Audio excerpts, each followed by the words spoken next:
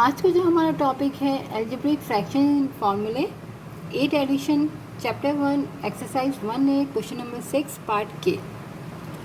यहाँ हमारे पास दो टर्म है और दोनों परफेक्ट स्क्वायर है। यहाँ हमारे पास दो टर्म है, यहाँ से a कॉमन है और यहाँ हमारे पास एक ही टर्म है जिसमें a भी मल्टीप्लाई हो रहा है। तो सबसे पहले हम क्या करेंगे, अपना आइडेंटिटी फार्मूले को अप्लाई करेंगे। तो हमारे पास आइडेंटिटी फार्मूला क्या है, हमारे पास फार्मूला होता है A square minus B square equal होता है ए प्लस बी और ए माइनस बी। जब दो टर्म हो, सेंटर में साइन नेगेटिव हो और दोनों परफेक्ट स्क्वायर हो तो हमारे पास फॉर्मूला है। तो हम यहाँ पर इसको पुट करेंगे, ए का स्क्वायर माइनस 2b का होल स्क्वायर डिवाइडेड, यहाँ से पहले a कॉमन लिया तो बचा a plus 2b divided ab। अब यहाँ हमने फॉर्मूले को अप्लाई किया इस तरह से स्क्वायर में। अब हम एक बार प्लस में और एक बार माइनस में लिखते हैं। तो यहाँ हमारे पास a ही है और b हमारे पास 2b है। तो a प्लस 2b एक ब्रैकेट और a माइनस 2b। अब ये डिवाइड को अगर हम मल्टीप्लाई में चेंज करेंगे, क्योंकि हमें कैंसिल करना है, डिवाइड में हम कैंसिल नहीं कर सकते, तो जब मल्टीप्लाई करेंगे तो क्या हो जाएगा, रेसिप्रोकल हो जाएगा। ए बी जो डिनोमिनेटर में है वो न्यूमरेटर में आ जाएगा और जो न्यूमरेटर वाली चीज़ है वो डिनोमिनेटर में आ जाएगी। अब a प्लस 2b और a प्लस 2b हमारा कैंसिल हो जाएगा और a से हम a को कैंसिल करेंगे तो हमारे पास क्या आएगा, यहाँ पर b बचा है ब्रैकेट में a माइनस 2b आंसर। तो ये हमारा के पार्ट कंप्लीट हो गया। अब हम एल पार्ट कर लेते हैं।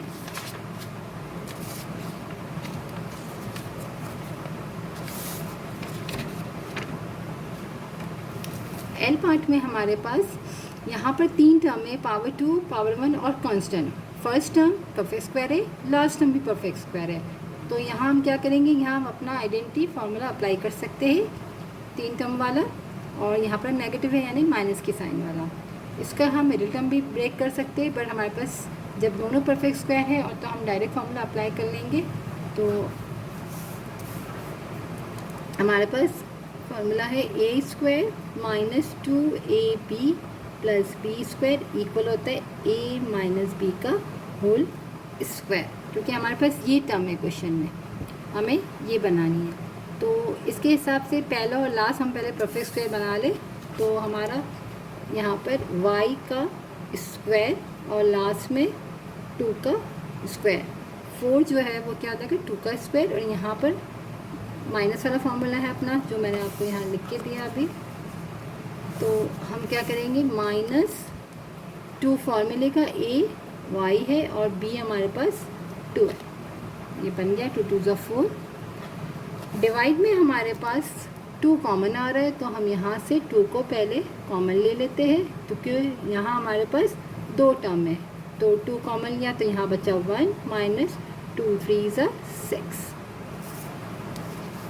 मल्टीप्लाई की साइन लगाए और यहाँ से हमारे पास 2 कॉमन है तो बचा y प्लस 2 डिवाइडेड, यहाँ पर पहले 3 कॉमन आ रहा है, 3 कॉमन ले लिया तो y स्क्वायर और 3 4 ज़ा 12। यहाँ पर दो टर्म थी, दोनों में 3 कॉमन था, हमने कॉमन ले लिया। अब अगर हम यहाँ देखें तो दो टर्म जो है हमारे पास दोनों परफेक्ट स्क्वायर है। तो यहाँ पर हम क्या करेंगे, दो टर्म का जो हमारा ए स्क्वायर माइनस बी स्क्वायर वाली आइडेंटिटी है यहाँ अप्लाई करेंगे। ये दोनों भी परफेक्ट स्क्वायर है तो हमारे पास कौन सा आइडेंटिटी यहाँ यूज हो जाएगी, यहाँ हो जाएगी हमारे पास A square minus B square equal होता है ए प्लस बी और a माइनस बी। तो यहाँ पर पहले हम इसको क्लोज कर ले, इस फॉर्मूले को। यहाँ पर हमने ये चीज़ बना ली, अब हमें ये चीज़ बनानी है। तो a हमारा क्या है, y है, माइनस b हमारा 2 का होल स्क्वायर। तो ये हम यहाँ पर हमारे फैक्टर्स ये वाले बन गए। अब 2 1 minus 3y multiply 2y plus 2 divided 3 और यहाँ हम लोग लगा देंगे फॉर्मूला ए स्क्वायर माइनस बी स्क्वायर का। तो ये टर्म हमारी वाई स्क्वायर और 4 का 2। अब एक बार प्लस में लिखेंगे और एक बार माइनस में।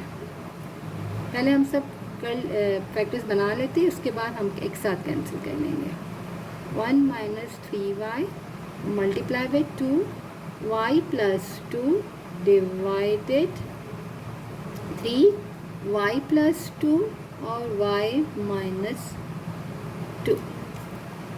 अब यहाँ अगर आप देखिए तो 2 से 2 कैंसिल हो रहा है, y प्लस 2 से y प्लस 2, और यहाँ y माइनस 2 की पावर स्क्वायर है, यहाँ पावर कुछ नहीं, इसका मतलब 1 है, तो ये पूरा कैंसिल हो जाएगा, यहाँ एक पावर रहेगी। तो हमारे पास क्या क्या है, y माइनस 2 डिवाइडेड यहाँ पर 3 है और 1 माइनस 3y आंसर। ये हमारा हो गया एल पार्ट।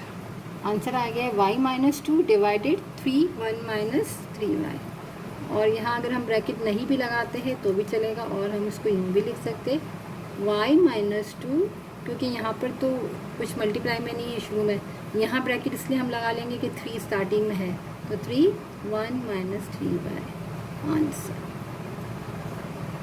यूँ भी लिख सकते हैं, अगर ब्रैकेट नहीं लगाएंगे तो भी चलेगा, क्योंकि यहाँ पर कोई चीज़ कॉमन नहीं है। तो ये हमारा आंसर होगा। पार्ट एल कंप्लीट हो गया।